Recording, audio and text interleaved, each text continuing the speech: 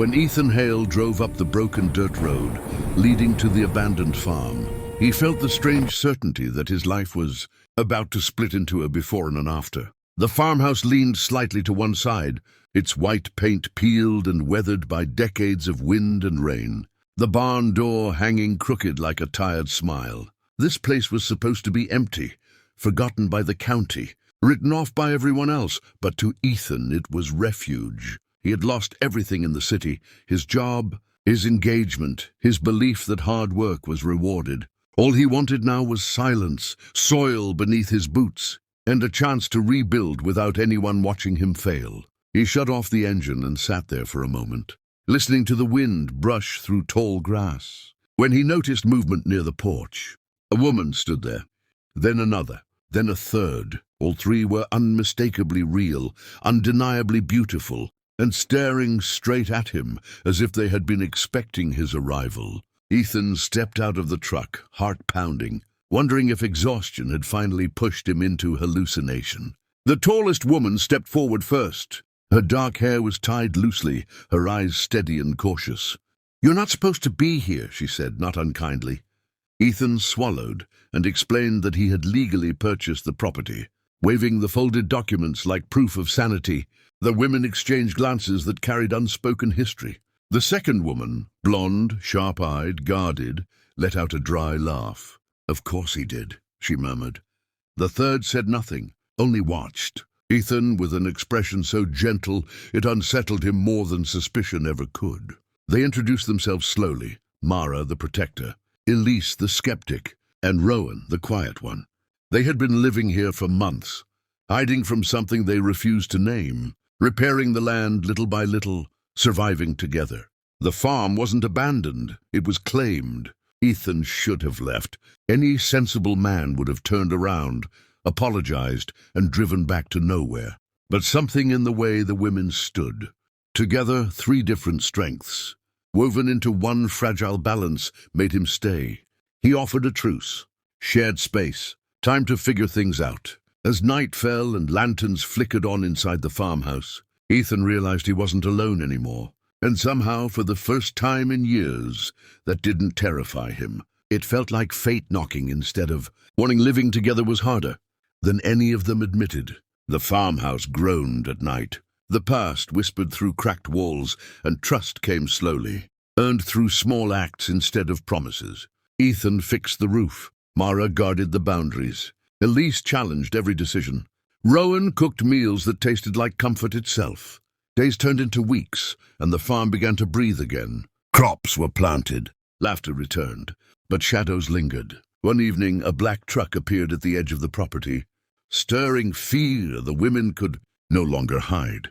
The truth finally spilled. They had fled an exploitative land syndicate that claimed ownership through threats and violence. Men who believed people were just obstacles. Ethan had a choice: walk away and save himself, or stand his ground and become part of their fight. He chose the farm.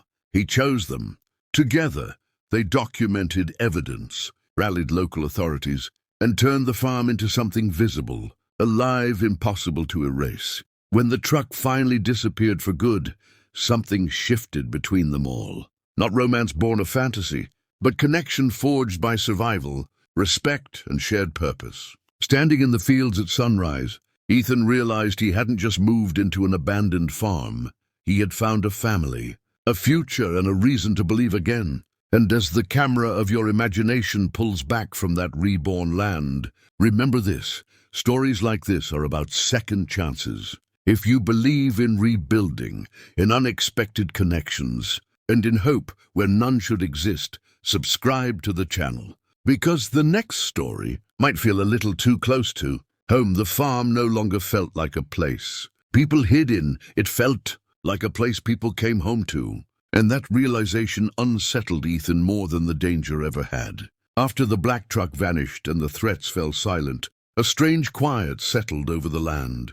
Deeper than peace, heavier than relief. It was the kind of silence that followed a storm. When everything looked calm, but the ground was still soaked with what had passed. Ethan woke before dawn most mornings, stepping out onto the porch with a mug of bitter coffee, watching mist rise from the fields as if the earth itself were exhaling. Mara would already be awake, patrolling the fence line with her steady stride, no longer searching for enemies, but unwilling to forget they had existed. Elise had started repairing the old barn, not because it was necessary, but because rebuilding something broken gave her hands something to do when her thoughts became too loud. Rowan spent more time in the garden now, humming softly as she worked, as though the soil listened better when treated gently. They were healing, but healing, Ethan learned, was not the same as forgetting. One afternoon, a county inspector arrived, followed by a local reporter curious about the sudden revival of a farm long presumed dead. The women stiffened instantly, old fear flashing in their eyes. But Ethan stepped forward, papers in hand, voice calm, shoulders squared. This land was legal. This home was theirs. The story that emerged wasn't one of fugitives hiding in the countryside. It was one of resilience, cooperation, and a place reclaimed by people who refused to disappear. As word spread, neighbors began stopping by with spare tools, seeds, advice, and cautious smiles. The farm transformed from a secret into a symbol, and with that visibility came a new challenge, learning how to belong again. That night, gathered around a fire under a sky thick with stars, the four of them spoke honestly in a way they never had before, about fear, about loneliness, about the lives they'd lost and the ones they were afraid to hope for. Mara admitted she was tired of being strong all the time. Elise confessed that mistrust had kept her alive, but it had also kept her alone. Rowan, eyes shimmering in the firelight, said she stayed because she believed broken places could still grow beautiful things. When Ethan finally spoke, he told them he had come to the farm expecting isolation, convinced that starting over meant standing alone. But what he found instead was connection, responsibility, and purpose. The fire crackled as their words settled into the night, binding them together in something deeper than coincidence. By morning, the farm felt different, not safer, not perfect, but honest. There were still repairs to make, seasons to survive, and scars that would never fully fade.